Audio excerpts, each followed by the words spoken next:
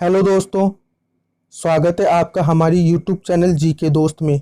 दोस्तों आज है 28 जुलाई 2021 और 28 जुलाई से संबंधित करंट अफेयर्स के जितने भी इम्पोर्टेंट क्वेश्चंस बनते हैं उनको आज हम इस वीडियो में कवर करेंगे। तो बने रहिए आप हमारे साथ शुरू से लेकर अंत तक। तो आज का हमारा पहला सवाल है, हाल ही में डॉक्टर एपीजे अब्दुल कलाम की पुण्यतिथि किस दिन मनाई गई? तो इसका सही जवाब होगा ऑप्शन डी 27 जुलाई को। 27 जुलाई 2021 को भारत के पूर्व राष्ट्रपति डॉक्टर एपीजे अब्दुल कलाम की पुण्यतिथि मनाई गई। तो इंपॉर्टेंट पॉइंट्स भी देख लेते हैं। डॉक्टर एपीजे अब्दुल कलाम का संबंध भारत के तमिलनाडु राज्य के रामेश्वरम से था। इंपॉर्टेंट पॉइंट है दोस्तों, एग्जाम में पूछा जा सकता है कि भारत के पूर्व राष्ट्रपति डॉक्टर एपीजे अब्दुल कलाम का संबंध भारत के किस राज्य से था? तो भारत के तमिलनाडु राज्य के रामेश्वरम से।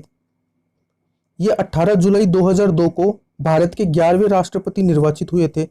इंपॉर्टेंट पॉइंट है दोस्तों, पूछा जा सकता है कि डॉक्टर एपीजे अब्दुल कलाम भारत के कौन से राष्ट्रपति थे? तो ये भारत के 11वें राष्ट्रपति थे जो 18 जुलाई 2002 को निर्वाचित हुए थे। इन्हें मिसाइल मैन के उपनाम से भी जाना जाता था। इनका पूरा नाम डॉक्टर अबुल पाकिर जैनुल आब्दीन अब्दुल कलाम था। इंपॉर्टेंट पॉइंट है दोस्तों, और एसएससी में एक बार पहले भी पूछा जा चुका है कि डॉक्टर एपीजे अब्दुल कलाम का पूरा नाम क्या है? तो doctor Abul Pakir Zainul Abdin Abdul Kalam. Doctor APJ Abdul Kalam का निधन 27 जुलाई 2015 को शिलोंग में हुआ था। कब? 27 जुलाई 2015 को शिलोंग में आईआईएम में व्याख्यान देते समय दिल का दौरा पड़ने से इनका निधन हुआ था। 27 जुलाई 2021 को इनकी छठी पुण्यतिथि मनाई गई। इंपॉर्टेंट पॉइंट है दोस्तों, पूछा जा सकता है कि हाल ही में डॉक्टर एपीजे अब्दुल कलाम की पुण्यतिथि 27 जुलाई 2021 को मनाई गई। तो यह उनकी कौन सी पुण्यतिथि थी? छठी पुण्यतिथि। डॉक्टर एपीजे अब्दुल कलाम को वर्ष 1997 में भारत के सर्वोच्च नागरिक सम्मान भारत रत्न से सम्मानित किया गया। इंपॉर्टेंट पॉइंट दोस्तों, पूछा जा सकता है एग्जाम में कि भारत के पूर्व राष्ट्रपति डॉक्टर एपीजे अब्दुल कलाम को किस वर्ष भारत के सर्वोच्च नागरिक सम्मान भारत रत्न से सम्मानित किया गया था? तो वर्ष 1997 में। विंग्स ऑफ फायर और इग्नाइटेड माइंड्स इनकी सुप्रसिद्ध पुस्तकें थी। इंपॉर्टेंट पॉइंट है दोस्तों, और एसएससी में विंग्स ऑफ फायर के बारे में तो पहले भी पूछा जा चुका है कि विंग्स ऑफ फायर किसकी रचना है? तो ये डॉक्टर एपीजे अब्दुल कलाम की सुप्रसिद्ध पुस्तकें हैं। तो हमारा अगला सवाल है, हाल ही में टोक्यो ओलंपिक 2020 में सबसे कम उम्र में स्वर्ण पदक जीतने वाली मोमिजी निशिया का संबंध किस देश से है? तो इसका सही जवाब होगा ऑप्शन डी जापान से। जापान की मोमिजी निशिया टोक्यो ओलंपिक 2020 में सबसे कम उम्र में स्वर्ण पदक जीतने वाली विश्व की युवा खिलाड़ी बनी है। तो इंपॉर्टेंट पॉइंट्स भी देख लेते हैं। जापान की महिला खिलाड़ी ने स्केटबोर्डिंग महिला स्ट्रीट स्पर्धा में यह स्वर्ण पदक जीता। किस स्पर्धा में? स्केटबोर्डिंग महिला स्ट्रीट स्पर्धा में। इन्होंने मात्र 13 वर्ष 330 दिन की आयु में यह पदक जीता। यह सबसे कम उम्र में ओलंपिक का स्वर्ण पदक जीतने वाली विश्व की सबसे युवा खिलाड़ी बनी। इंपॉर्टेंट पॉइंट है दोस्तों, एग्जाम में पूछा जा सकता है कि हाल ही में टोक्यो ओलंपिक 2020 में सबसे कम उम्र में ओलंपिक का स्वर्ण पदक जीतने वाली विश्व की सबसे युवा खिलाड़ी कौन बनी? तो जापान की मोमिजी निशिया, जो मात्र 13 वर्ष 330 दिन की आयु में ही स्वर्ण पदक जीत गई। स्केटबोर्डिंग खेल को पहली बार ओलंपिक में शामिल किया गया। इंपॉर्टेंट पॉइंट है दोस्तों, ब्राजील की रेसा लील, जिनकी आयु 13 वर्ष 203 दिन है, ओलंपिक का पदक जीतने वाली विश्व की सबसे युवा खिलाड़ी बनी।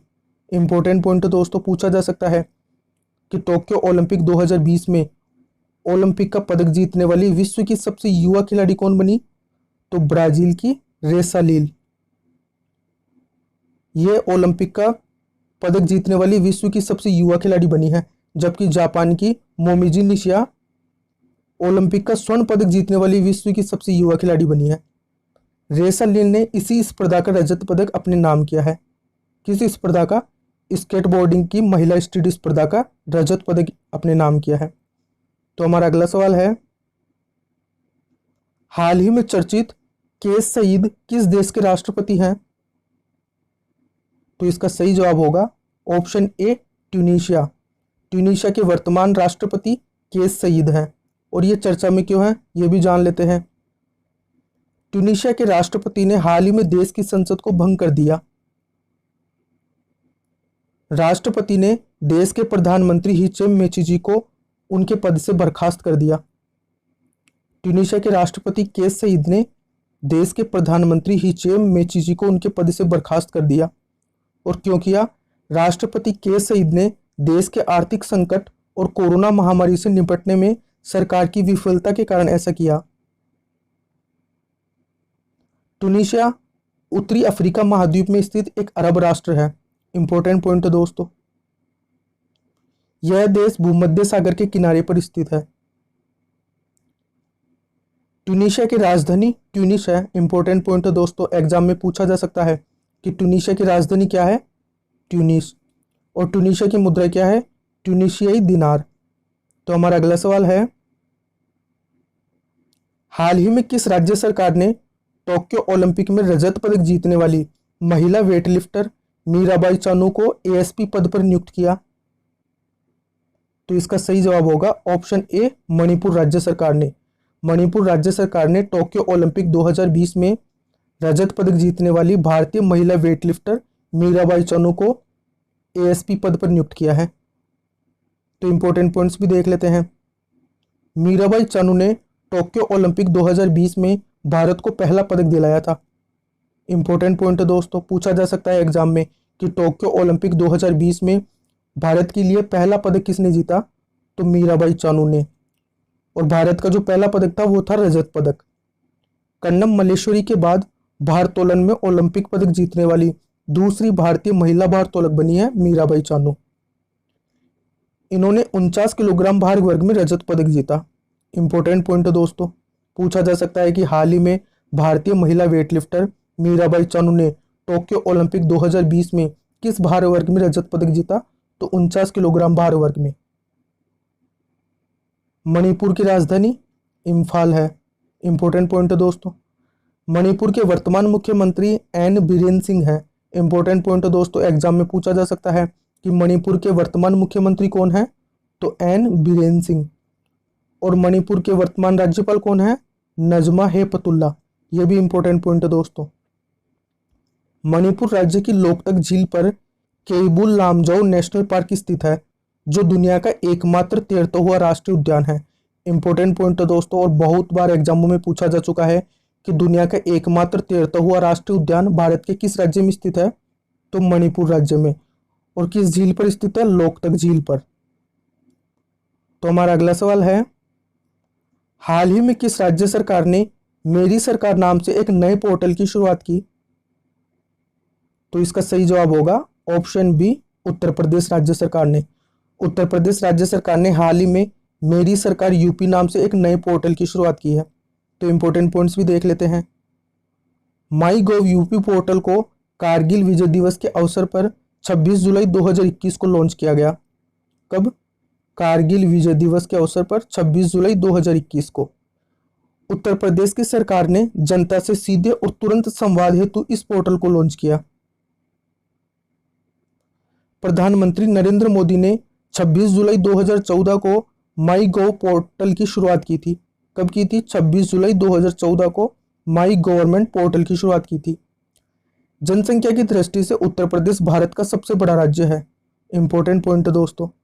तो हमारा अगला सवाल है, हाल ही में उत्तराखंड के कृषि उत्पादों की पहली खेप किस देश को निर्यात की गई?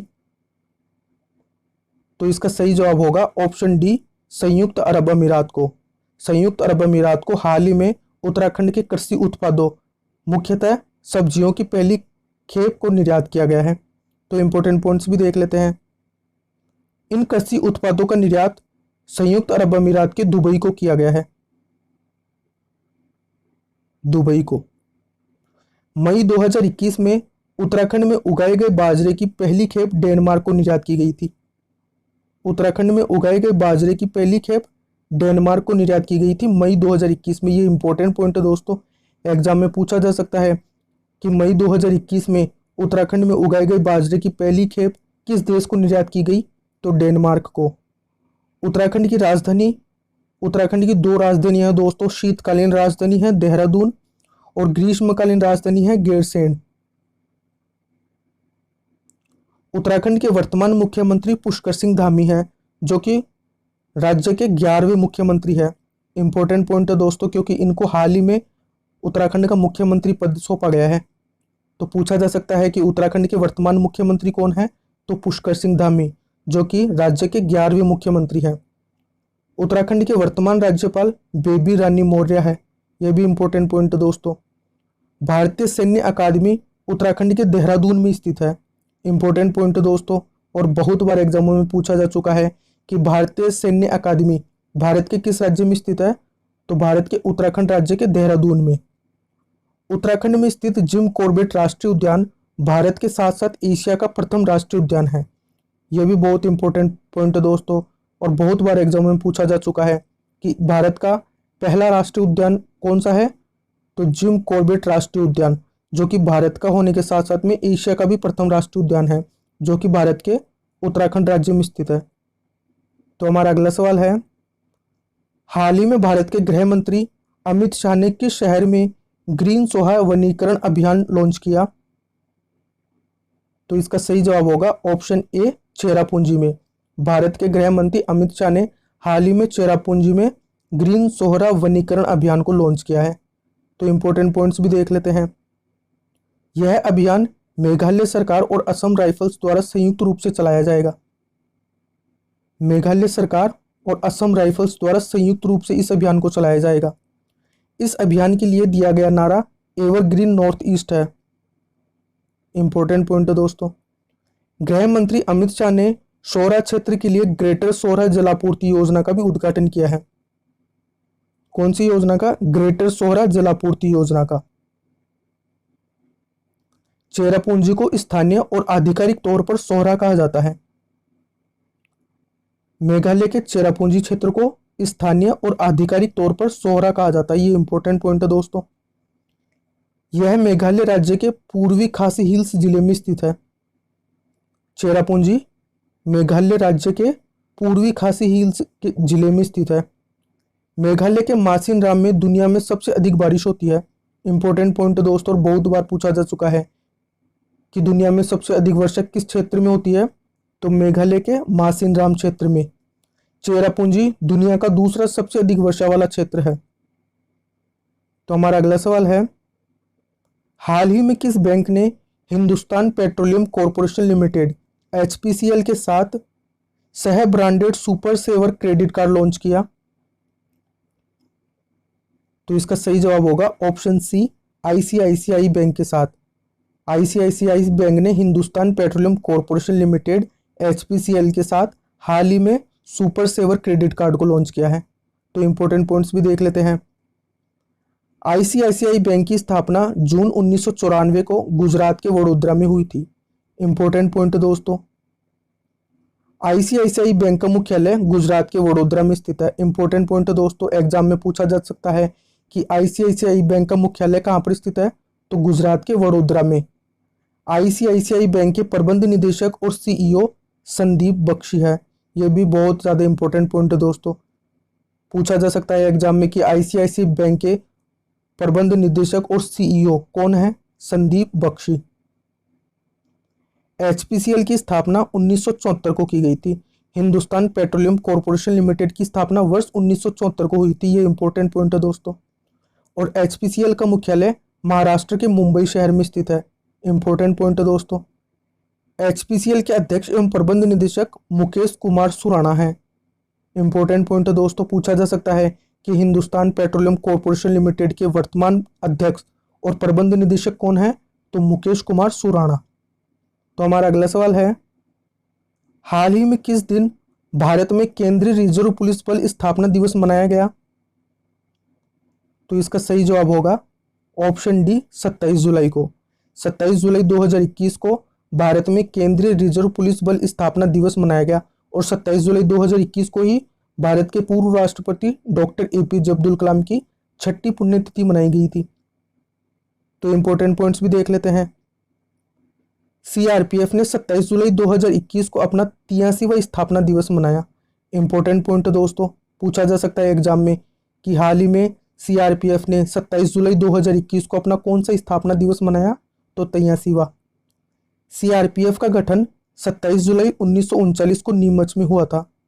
इम्पोर्टेंट पॉइंट दोस्तों, तात्कालिक अंग्रेज शासनकाल ने इसे क्राउन रिप्रेजेंटेटिव पुलिस नाम दिया था।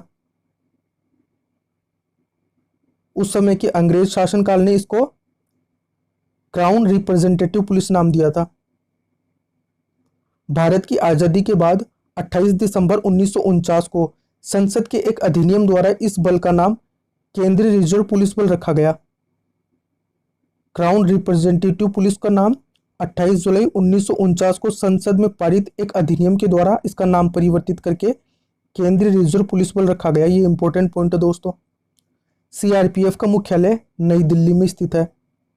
सीआरपीएफ के वर्तमान महानिदेशक कुलदीप सिंह का, ये इंपॉर्टेंट पॉइंट है दोस्तों। एग्जाम में पूछा जा सकता है कि सीआरपीएफ के वर्तमान महानिदेशक कौन है? तो कुलदीप सिंह।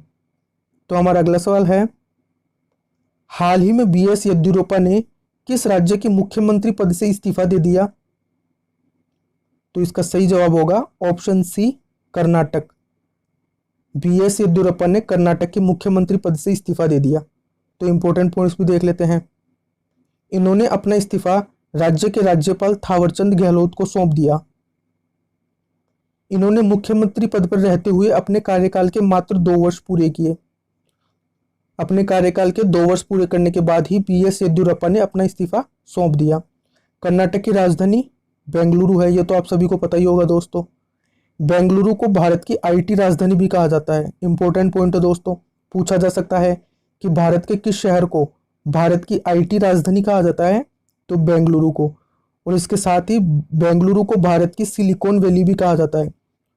एग्जाम में बहुत ही बार पूछा जा चुका है दोस्तों कि भारत की सिलिकॉन वैली किसे कहा जाता है? तो बेंगलुरु को। तो आज का हमारा बोनस सवाल है, हाल ही में किस मशहूर कन्नड़ अभिनेत्री का निधन हो गया? तो इसका सही जवाब होगा ऑप्शन सी, जयंती। जयंती एक मशहूर कन्नड़ अभिनेत्री थी जिनका हाल ही में निधन हो गया। Thank you for watching this video दोस्तों। आपको आज का हमारा ये वीडियो कैसा लगा हमें कमेंट करके ज़रूर बताएं और हमें इंस्टाग्राम पर भी फॉलो कर लीजिएगा। मिलते हैं एक और नई वीडियो में, तब तक के लिए बाय एंड टेक केयर।